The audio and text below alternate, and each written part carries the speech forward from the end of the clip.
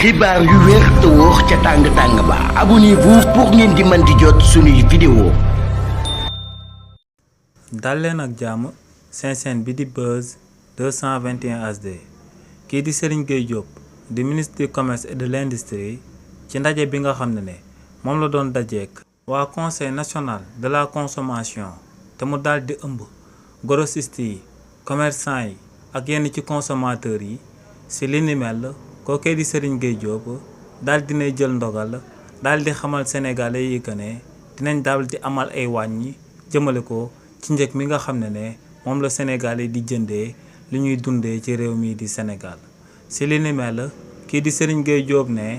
ginnaaw ba état bu bees bi amalee ay démarches moom ak gouvernement bu Inde daal dinañu am ab terrain d'entente ba li ni mel dina daal di sabab réewu Sénégal fii ak le 3 avril ñu daal di fi wàññi njëgub ceeb bi bu baax a baax ne saaku ceeb bi nga xam ne da doon jar 22200 dinañ ko daal di wàññi ba 17000 francs ne li ni mel lu muy tekki rek moom mooy que ne kilo ceeb bi nga xam ne da doon jar ci réewu Sénégal 450 francs dinañ ko daal di wàññi ba muy jar 350 francs ne li ni mel lu muy tekki tamit moom mooy que ne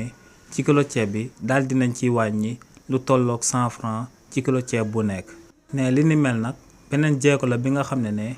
nguuru réewu Sénégal jëlaat na ko daal di wàññiwaat njëg li nga xam ne moom la Sénégalais di dundee jëmale ko ci ceeb bi ne tamit na Sénégalais yi daal di xaarandi daal di xam que ne ci weer yi ñu jëm duñ amal li ni mel ci ceeb bi kese waaye dinañ ko daal di song jëmale ko ci diwlin bi waaye tamit daal di koy jëmale ci sucre bi nga xam ne moom la Sénégalais yi di ëpp lu ñuy jëfandikoo. kàddu yi ni mel la kii di Serigne Gueye Diop di ministre du commerce et de l'industrie daal di yëkkati daal di koy jëmale ci nguur gi ndogal lum jël daal di wàññi njëgu ceeb bi. xibaar yu wér te wóor ca tàng-tàng ba abonnez-vous pour ngeen di mën di jot suñuy vidéo.